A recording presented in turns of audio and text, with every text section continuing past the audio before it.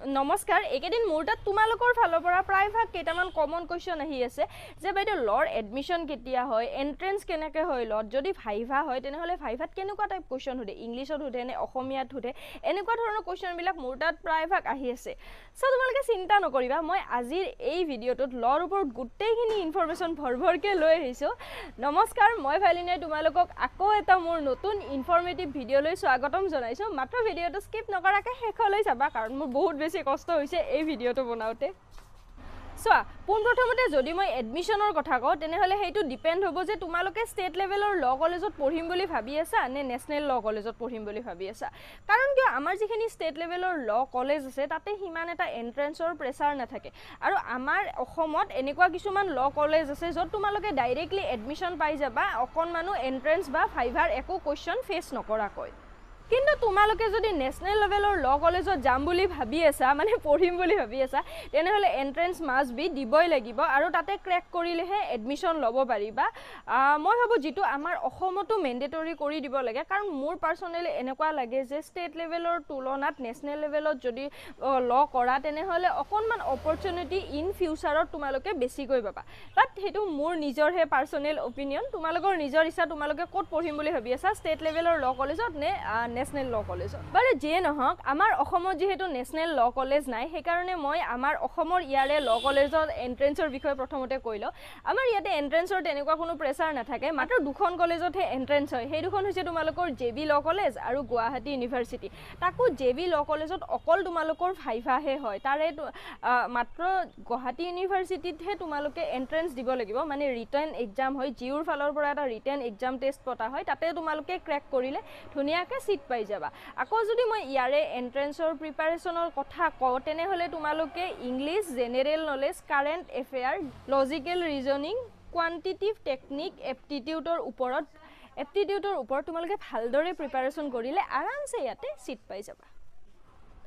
আনহাতে এতিয়া যদি মই সেন্ট্ৰেল ল কলেজৰ কথা কওঁ তেনেহলে সেন্ট্ৰেল ল কলেজত এডমিশন লবৰ কাৰণে ক্লেট মানে কমন ল এডমিশন টেষ্ট যেটো হয় হেতু তোমালোকে ক্ৰেক কৰিব লাগিব আৰু তাৰ থ্ৰুদি যি আমাৰ 24খন নেশনেল ল কলেজ আছে তাতে তোমালোকে এডমিশন ল'ব পাৰিবা আৰু এইটো তোমাৰ এক্সাম এই যে আমাৰ আইআইটি জেডব্লিউৰ এন্ট্ৰেন্স এক্সামটো হয় ন তেনেকুৱা টাইপৰ টাফ এক্সাম হয় সো তোমালোকে বহুত বেছি ভালকে প্ৰিপাৰেচন কৰিব লাগিব আৰু তেতিয়াহে তাতে তোমালোকে এডমিশন ল'ব পাৰিবা নাও এতিয়া কোৰ্সটোৰ কথা আহিল আৰু আমাৰ অসমত যদিও বেছিভাগক বিএ এলএলবি আৰু এলএলবি কৰাহে দেখা যায় কিন্তু একেটাই যে কোৰ্স আছে লৰ কাৰণে তেনেকুৱা নহয় তোমালোকে বিএ এলএলবিৰ লগতে BSc LLB BBA LLB BCom LLB এইকেইটা কোৰ্সও কৰিব পাৰিবা কিন্তু মানে গোটেই কেইটা কোৰ্স হয়তো আমাৰ অসমত এভেইলেবল নহয় ৰয়েলত থাকিব পাৰে মই ইমান এটা সিওৰ নহয় তোমালোকে একবাৰ চেক কৰি লবা তোমালোকৰ মাজৰ পৰা বহুতৰ এনেকুৱা হয় ন বিএ এলএলবি আৰু এলএলবিৰ মাজত ডিফাৰেন্স কি থাকে কাৰণ কিয় বিএ এলএলবি কৰতে তোমালোকক টাইম লাগিব 5 বছৰ আকৌ যদি এলএলবি কৰা তেনেহলে 3 বছৰৰ সময় লাগে তো বহুতৰ মাজত এনেকুৱা কোৱেশ্চন এটা হয় যে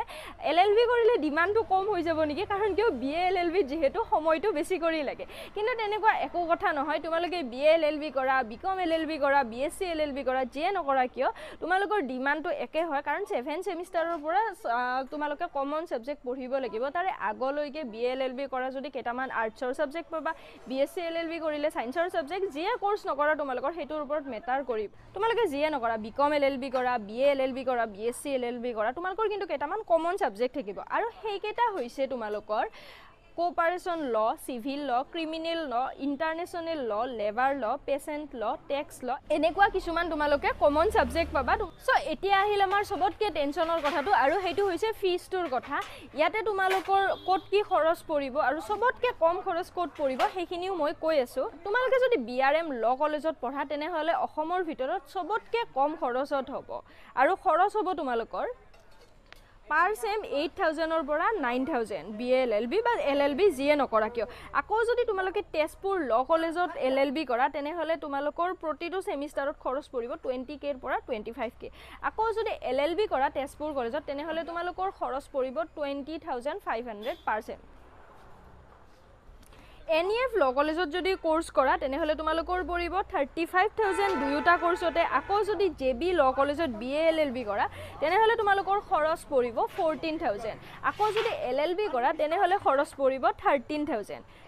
তো এতিয়া তোমালোকৰ কথা হ'ল যে আমাৰ অসমত ইমান কেইখন কলেজ আছে যেহেতু ন LLBৰ কাৰণে তোমালোকে ভাবিবা যে ইয়াতে বেটাৰ কোনখন হয় সবত কৰি আৰু মই ভাবো গুৱাহাটী ইউনিভাৰ্চিটিখন ভাল হয় তোমালোকে য'ত পঢ়া তোমালোকৰ ইচ্ছা কিন্তু হলেও মানে গুৱাহাটী ইউনিভাৰ্চিটিখন ভাল হয় কাৰণ কিয় বাকি বিলাকৰ তুলনাত ইয়াতে তোমালোকৰ বয়জ হোষ্টেল পাবা ডাঙৰ চাই লাইব্ৰেৰী পাবা তো পঢ়াটো তোমাৰ ওপৰত মেটাৰ কৰিব তুমি ক'ৰ পৰা পঢ়া এতিয়া আহিল আমাৰ চাকৰিৰ কথা আমাৰ পঢ়া শুনা কৰাৰ লগে লগে এটা ফিল হয় পঢ়ি উঠাৰ পিছত আমি ফিল কৰো যে এটো মোৰ টাইপ নহয় বুলি কেনে এই জবটো মোৰ টাইপ নহয় কাৰণ কিয় যেতিয়া জবটো মানে মনৰ পছন্দ নহয় তেতিয়া আমাৰ মনটোত কৰি কেনে ভাল নালাগে আৰু তেতিয়া আমাৰ কামটোত ইমপ্ৰুভ কৰা নাযায় তো ইয়াতে যে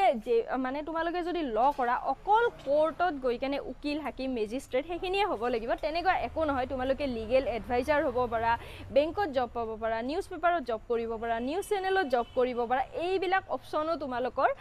কাৰণে এভেইলেবল থাকে যে ল কৰিলে অকল লয়াৰ হ'ব লাগিব তেনেকুৱা একদমে নহয় সো আজিৰ ভিডিওটো ইমানখিনি আছিল আই হোপ তোমালোকৰ ভিডিওটো চাই কেনে অকণমান হ'লেও ইনফৰ্মেটিভ টাইপ লাগিল আৰু যদি ইনফৰ্মেটিভ টাইপ লাগে তেনেহ'লে প্লিজ লাইক এটা কৰি দিবা আৰু লগতে শ্বেয়াৰো কৰি দিবা আৰু যদি কিবা ডাউট আছে তেনেহ'লে মোক কমেণ্ট বক্সত সুধিবা মই যিমানখিনি বাৰু উত্তৰ দিবৰ কাৰণে চেষ্টা কৰিম আৰু ভিডিওটো যদি শেষলৈ চাইছা তেনেহ'লে থেংক ইউ